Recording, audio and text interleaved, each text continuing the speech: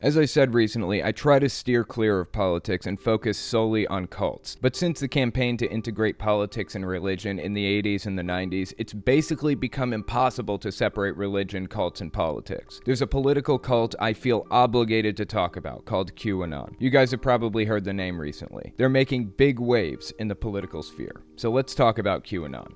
Let's get into it.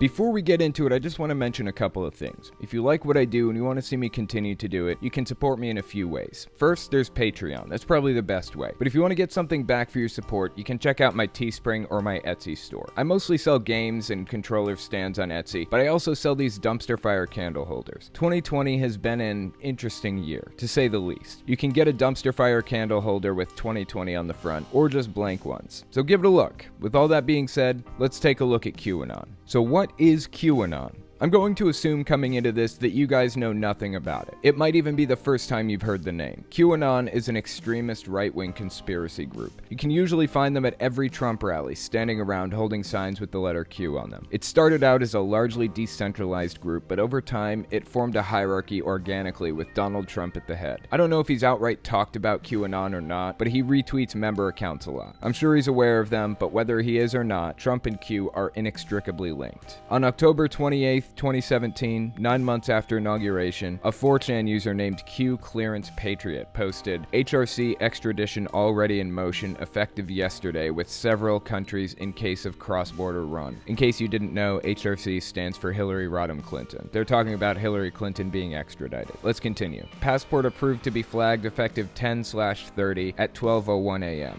Expect massive riots organized in defiance and others fleeing the U.S. to occur. U.S. EMS will conduct the operation while NG activated. Proof check. Locate an NG member and ask if activated for duty 10/30 across most major cities. The post kicked the QAnon movement into gear. FYI, if you're interested, I'm putting a link to the entire repository of Q posts in the description. They used a lot of weird acronyms in that message to make it more cryptic, so let's take a look at what they mean. As I said, the acronym HRC stands for Hillary Rodham Clinton. The name Q is a reference to the alleged highest security clearance in the US. The highest security clearance is top secret, or TS. Under that, we've got secret, then confidential, then USAP, or unacknowledged special access program, then ACCM, or alternative or compensatory control measures. But then we've got the US Department of Energy with 2 additional clearances. There's L clearance, which allows access to classified information up to and including information that falls into the secret clearance category, and then there's Q clearance, which allows access to top secret information. So that's probably where the Q Clearance Patriot name came from. I don't think it's really above top secret. It seems like it's more lateral. Anyways, they also used NG in the post. NG stands for National Guard. All these acronyms added credibility to the idea that it's a government employee, even though anybody can make up acronyms, or even look up officially used acronyms. I looked them up on Wikipedia in like 5 minutes. Q was one posted in a sea of anons, claiming to have government clearance, but the moderators decided the message needed to be seen by a wider audience. Ferber, one of the moderators, wrote an email to NBC News. They said, quote, "A bunch of us decided that the message needed to go wider, so we contacted YouTubers who had been commenting on the Q drops." Unquote. Q posts moved to 8chan in November 2017, a month later, after claiming the original thread had been infiltrated. The posts made their way to Facebook and started running wild with an older crowd. So that's how Q posts gained prominence. Now let's talk about some of their claims. I can't hit all of them because there are like a billion, but we'll touch on the biggest and most consequential ones. The original claim was that extradition agreements were made with several countries in case Hillary Clinton tried to flee when she was arrested. The very next post, the same day, says she was being detained but hadn't been arrested yet. They claimed Kim Jong-un is a puppet ruler placed by the CIA. They claimed the U.S. Representative Debbie Wasserman Schultz hired a gang to kill DNC staff member Seth Rich. Some of you may not have been old enough to be paying attention to the 2016 election, so let me remind you who Debbie Wasserman Schultz was. She was the chair of the DNC during the election, and it's widely believed that she tilted the scales in Hillary's favor against Bernie Sanders in the primary. So Hillary Clinton and Debbie Wasserman Schultz are linked. Q also claimed that Angela Merkel, the German chancellor, is the granddaughter of that German dude from the 30s and 40s whose name will get you demonetized. They claim that most of the bad stuff that happens in the US are false false flags organized by the cabal, quote unquote, which is a group of people Trump is protecting us from. These kinds of claims led to memes like this one. Quote,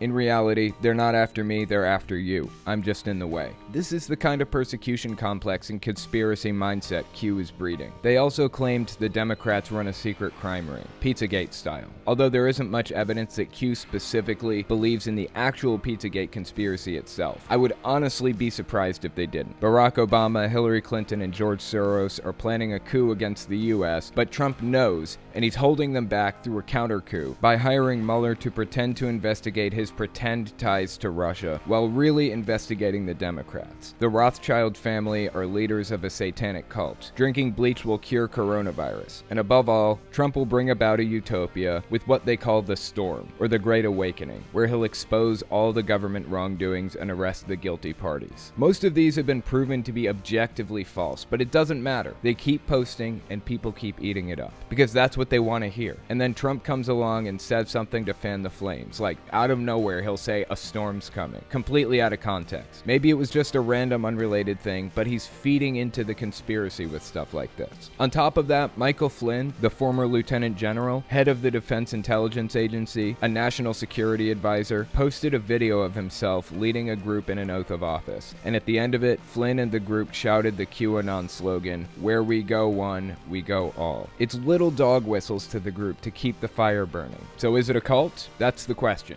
Yes, it's a cult. I haven't done a full byte model breakdown on the channel because I wanted to get the information about the group down first, but it is definitely a cult. But the unique thing about this cult is the fact that it's what I'd call a level 2 cult. I haven't gone in great detail about many level 2 cults on my channel before. I basically split it up into 3 categories. Level 3 cults, which are centralized and hierarchical, like Jehovah's Witnesses or Scientology. Then we've got level 1 cults, which are decentralized and non-focused. They don't have any specific leader at the front. It's groups within specific movements, like vegan or anti-vax cults. Not veganism as a movement, but specific groups that focus around veganism or anti-vax ideology. And then there's level 2 cults, groups that are decentralized but focused on a specific leader, like cults of personality. I've called Donald Trump the leader of a level 2 cult. The leaders don't even need to be aware that a cult formed under them and hangs off their every word, though usually they do know that. The point is that the group follows them nearly religiously. Part of being a cult involves information control. Centralized hierarchical cults, level 3, control the information that people have access to. They'll ban them from reading certain news sources, like Jehovah's Witnesses banning their members from reading jwfacts.com. That way, all the information the members get is either approved or provided by the group. In level 1 cults, decentralized and non-focused, there isn't much of a leadership to enforce rules and ban access to information, at least not at first. So information control works differently among these groups. They're discouraged by the group members from accessing certain information sources and encouraged to go to the group for their information. In the case of level 2 cults, like QAnon, the group has preferred sources of information, like Breitbart News, Stormfront, One American News Network, or even Fox News. But no matter what, if their leader contradicts one of those news sources, they always default to what the leader wants them to believe. No matter what the science says, no matter what any other news network says, they always go with the leader. That's the primary difference in information control between the different cult levels. Aside from all that, the cult is known to take part in political.